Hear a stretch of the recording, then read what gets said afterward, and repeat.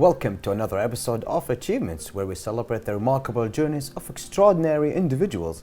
I'm your host Abdulatif Lanazi and joined by my colleague Fatma Al-Awadi. Good evening, Fatma. Good evening, Abdulatif, and thank you for the introduction. Yes, dear viewers, we are here and we will be taking you through this episode, so stay tuned.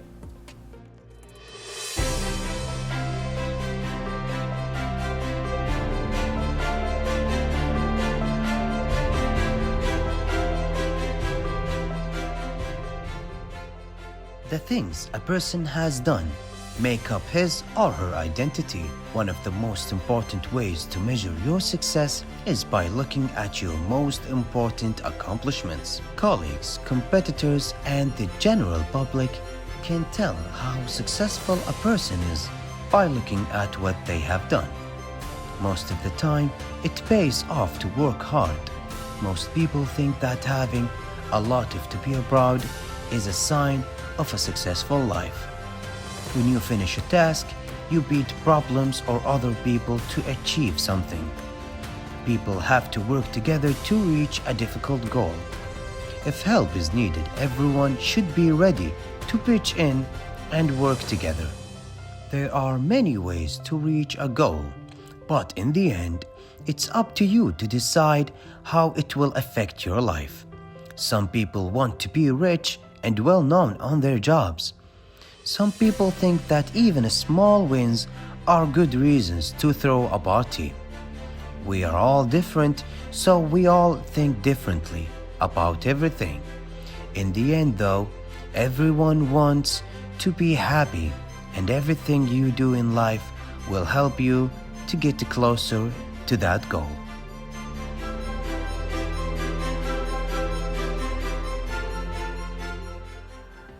Welcome back, our dear viewers. Today we have the pleasure of hosting Omar Al-Midlij, a professional motocross racer who lives and breathes the world of motocross. Omar, thank you for being here with us at Achievements. We are so glad to have you. Thank you guys for having me, and I'm excited to be here. Welcome. You're welcome.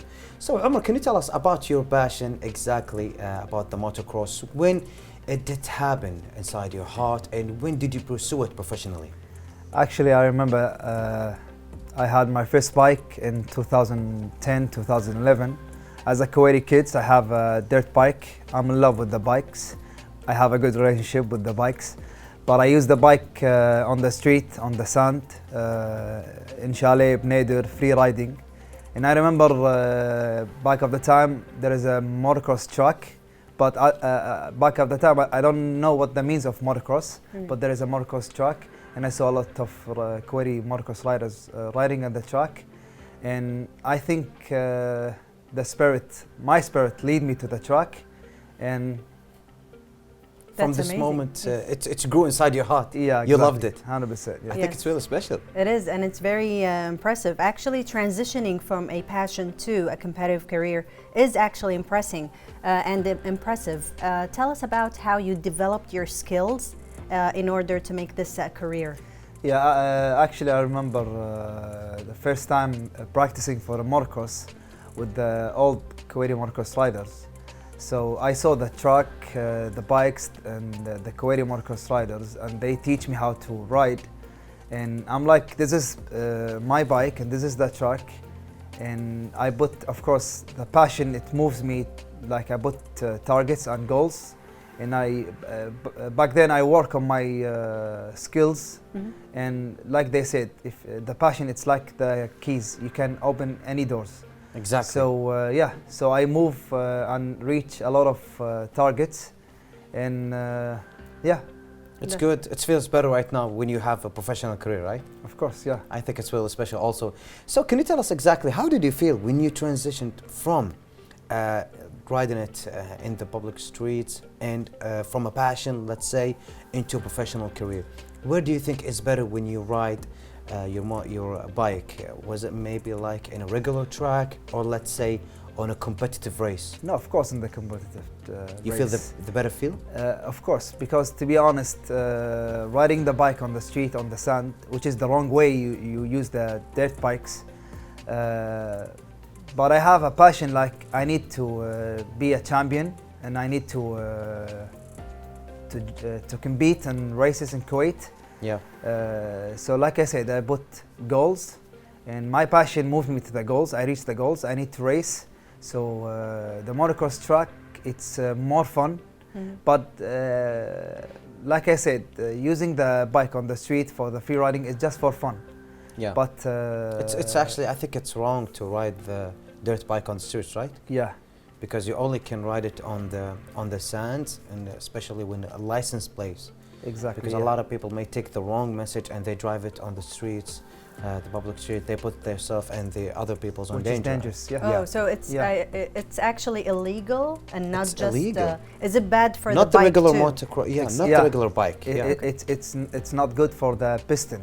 It's Okay, like yes, for the the engine piston, itself. yeah. Using Yeah. the bike on the street, because they made the bikes for the sand, for the motocross terrain, something like motocross track. Yeah. not They need for the hard vibration ground. for the Yeah. engine. If you ride in the street, there is no vibration, which is it's not good for the bike. So it needs the vibration. The bike needs Yeah.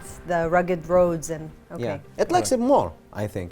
So, mashallah, you have 9 years of experience Yeah. inside the GCC, also in the motocross.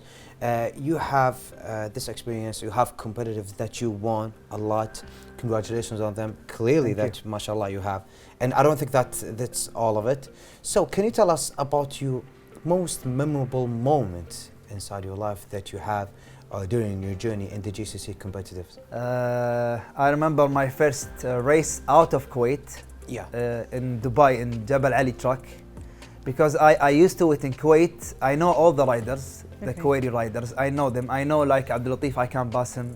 Umar, he passed. Faisal, whatever. Definitely but can pass me. Yeah, Yeah. yeah. So we know each other. But the first time moving out of Kuwait, racing in Dubai, there is more than 10 riders. I don't know any one of them, so I don't know who's the faster guy, which one the faster, and which one is Is this the important slower. knowledge for you? Of course, because you need to know who's the faster. Because, and to be honest, it's something like the motocross or the motocross race. It's not only about the speed. It's about mental. It's a mindset. It's about how you choose the lines. It's not about just only speed. Okay. So the first race in Dubai, it's teach me a lot. And I remember this race, I finished maybe 6th or 5th, which is not good for me because I'm dreaming to be in the podium, like top 3 or first place. Yes. But I remember like I didn't make it. But this race, It it's taught changed me a lot. yeah. It's Wow. changed me a lot. But it's a good lesson for you that you take it. Of course, Yes, yeah, of yes. course. But And- can I give you an advice like, will it work if I say, well, no matter of what the other racers have their skills or how fast they are, I would say like just give it your best. Exactly. Would it work? Maybe. Or you have to get the knowledge about their skills. Abdul Latif, I can push to the limits, but it's not good for the motocross like in the race, because let's say for example the motocross race, it's about 20 minutes, it's about 20 laps, so I can pass Abdul Latif the second lap or the third lap, but if Abdulaziz are pushing the limits, Yeah. I can just follow you until you struggled, so I can pass you in the, let's say in the 9 lap or after the 10 lap. Oh, Yeah. so you have to be focused actually Exactly. during the race. This is my next question. So motocross racing is physically demanding, we know that. Yeah. But it's also mentally demanding. How do you prepare yourself before the race? Physically and mentally. Actually, it's the same all athletes. When the season gets started, I focus on my fitness. I focus on my Maybe going to the gym on your fitness. in on the your gym health. and the What about boot the and bike? Maybe try to even do the some bike. I ride the bike maintenance. 3 times a week. But even for my fitness, I wake up every single morning running the long run and sometimes a recovery run. Plus the boot camp, because like I said, I need the strength core, I need the strength bar, I need the strength legs. Yeah. So even in the off season, it's good for the mental. Like I will be more comfortable and more ready to Being race. comfortable, I think Yeah. it's really good. Yeah. So I actually have a special question that I need to know about. What's about your ritual before any competitive, any competition? You get competitive sometimes. So do you have like any rituals 5 minutes before you start a race? Do you have like a special song to hear, something to do? Yeah, actually before the race, every race, this is my routine. I just sit alone. No one, I don't talk with anyone, put the music and just focus about what I'm gonna do in the race. So what about the challenge that you had during your journey? Can you tell us about the challenge that you have during your motocross journey and how did you overcome them? Let's say maybe the prices of the bikes and the parts that you take. Yeah, it's not about the prices, but if you will talk about the challenging, yes, I remember the first race in the state in California. I thought the motocross tracks in California, it's the same in the Gulf region. You know what I mean? It's like, well, it's different because our track it's too dry. Yeah. But the motocross tracks in California, it's mud, like too much water and too much sand, which means it's totally different. Like your body position, it's different. Using the throttle, everything it's different. So how did you overcome this challenge? I'm getting used to it. Months in California, first 2 weeks I can't even walk in the trucks. Like I feel so bad, so I just left the truck. But after the 2 weeks, I'm digging deep, I'm working hard until I overcome this issue, and I ride like the American rider. Wow, this shows resilience actually. Yeah. And speaking of resilience, so you have patience, you have effort, you have resilience, and they're all very crucial to your career in motocross. But I want you to tell us how these qualities that you have and you have developed in motocross, how do they translate in your life? So you have to be patient, you have to have effort. So tell us about these qualities, but in your life, in your regular life. Exactly. I think the patient. I'm more patient right now because the motocross, and I'm more believer because the motocross. Because talking about the believer, since day one in the motocross, I believe in myself like I'm gonna win, but I didn't believe in myself like I'm gonna win in the GCC. I'm gonna win to the World Motocross Championships. I didn't believe in that, but like they said, if you believe, you already halfway there, yes. Right? Yeah. So yeah, the patient and the believer, I think. I think it's really important what you said, and I think that everyone needs these qualities on their life. Yes. Yeah, especially here in summer, we need patience more. Exactly. With the heat going up, I think that we actually need it. So you also won the MX2 races, and with the third and also the fourth place in the pro class competitives, right? Right. Can you tell us about how do you maintain your motivation and how do you also keep growing with your skills? Actually, I love to win. And this is one of the reasons? Yeah, and sometimes I feel bad if I didn't win, but with the experience, I talk to myself. And by the way, I trust my inner voice. I talk with myself sometimes. Like, actually, I do it sometimes when I play. It's okay to lose sometimes. It's a lesson. If you didn't lose, you will never win, right? Yeah. So sometimes if I didn't be in the podium, I don't feel bad. I'm happy because I do well. There's something actually more important, Omar, which is especially when you said that you went to California to compete. I know it was difficult, but you kept training and training. Exactly, and right now you ride like them, and I know that you ride better than them. Right. And I think it's really good and important. But actually every contribution, every maybe just being with them, with the list of the names that you are going to compete with, I think this is a contribution and rising our country's name in the other countries, even if it was the GCC countries. And I just wanted to say thank you for that. It's really important. My pleasure. It's my pleasure. Yeah. And just strive to win always. I think this is one of the most special qualities to have, especially in motocross field. Yeah. So of course we have more questions, but for you, ladies and gentlemen, we will continue our show after this report, so stay tuned.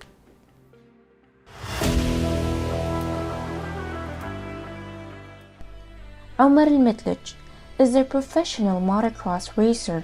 While growing up, he has always had a passion towards motorcycles. It goes beyond just being a passion. He considers it as his lifestyle. Omar has found his passion in motocross since 2014, and ever since, he has developed his skills and competitive mindset. With over 5 years of experience in this field, he has raced all over the GCC before even committing himself to the world of motocross racing. Omar assured that with every race, it is a new challenge that he has to face and accomplish at the same time. This kind of sport surely requires patience, a lot of effort, and has taught Omar resilience. Omar has achieved many goals throughout his journey in motocross. One of his main goals that he would like to achieve in the future is to participate in more championships and be able to raise the flag of our beloved country. Omar has competed in many championships. He has participated in the clubman class competition and has earned the 3rd place. He has also participated in MX2 Pro class competition and has won 3rd and 4th place. Omar, we are definitely proud of you, and we're excited to see more of your achievements.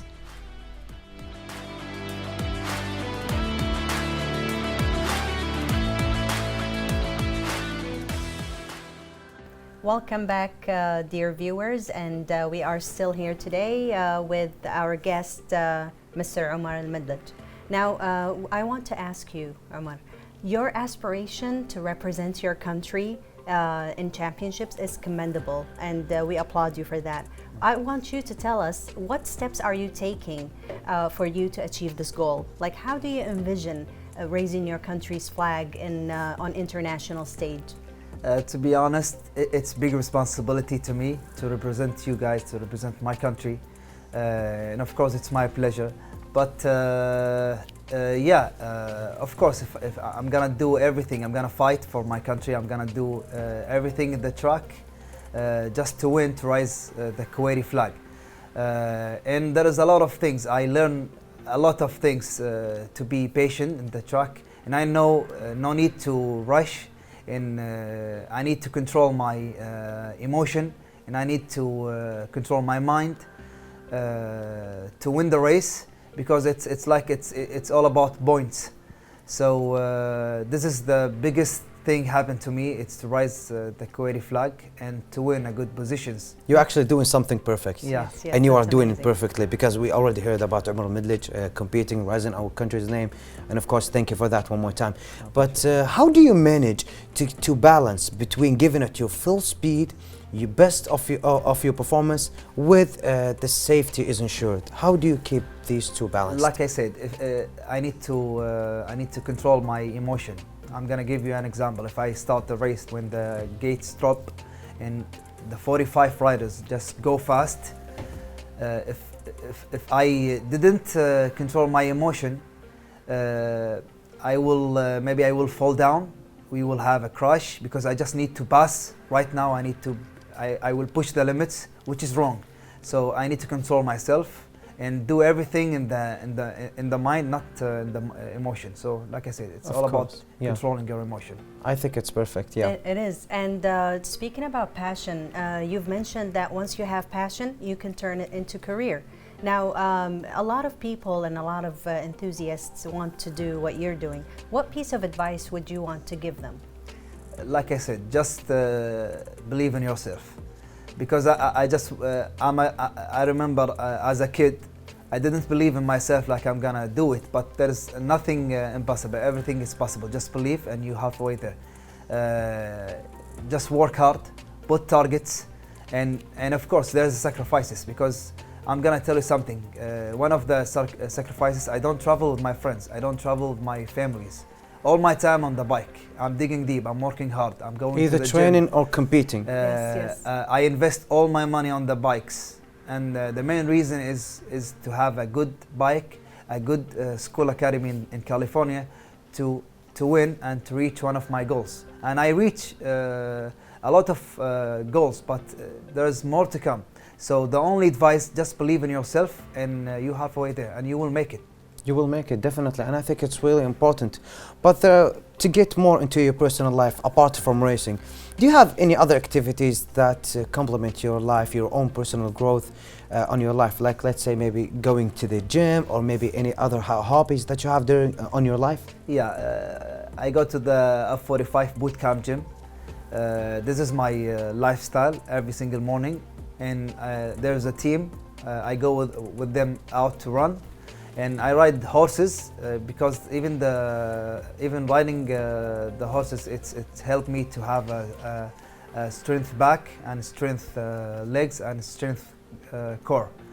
That's good. Which means it's good for me for the Yeah. motocross because it's have the same and even the balance. I will have a strong balance, which is good for me for the motocross. Riding a horse is actually giving you more balance Of for course. riding a bike? Of course, because for the motocross, I didn't know that. actually for the motocross, you should have a strong leg and strong core and strong back. Yeah. Okay. This is the same with the horse. So riding the horses, it's not 100% the same with the motocross sport, but it will gives me, or it will let me grow up with my muscles or the fitness Yeah. for the motocross. which I is good. tried. I tried the bike, but I didn't try the horse. So Yeah. that's why I didn't know the connection. It's the same. The motocross, you should have the elbows up, but Yeah. the horses, you should Have your elbows have down. the elbows yes. down. Yeah. Have you tried it, Fatma? Yeah, horseback riding, yes, Yeah. but not motorcycle. No. Yeah. Okay. But I want to also ask.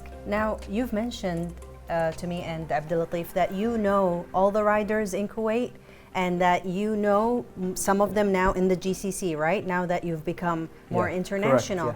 correct, Becoming part of this large community of motocross, how does that influence your motivation? I think the motocross community in Kuwait, it's small, but we always motivate each other. We always push each other. Like I said, a small community, and it's like a family sport. So we always push each other. Even if I compete with, let's say in Kuwait, we are against each other in the truck. Yeah. Okay, out the truck we are friends, but in the truck, when the gate drops, I don't know you. This is the race. Yes. Because all of us, we are running to the same targets. He want to be in the podium, and I want to be in the podium too. So Good spirit, but- actually. Yeah, but we have a good.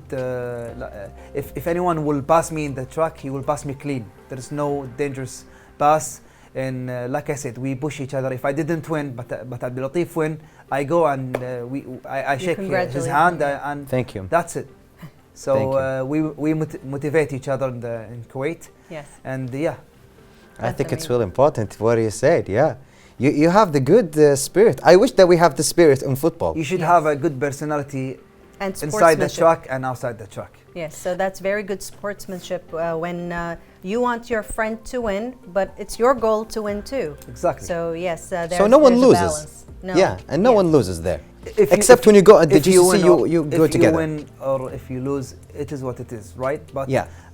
the good thing for me, or the main thing, if I didn't lose, but it doesn't mean like I'm not good or I didn't No, yes. do good, right? Yeah. So, but continuing on that question, do you have to have a track record of every win or every place that you've taken? Like, for example, in golf, they have, these are the points of this player. In motocross, is it the same?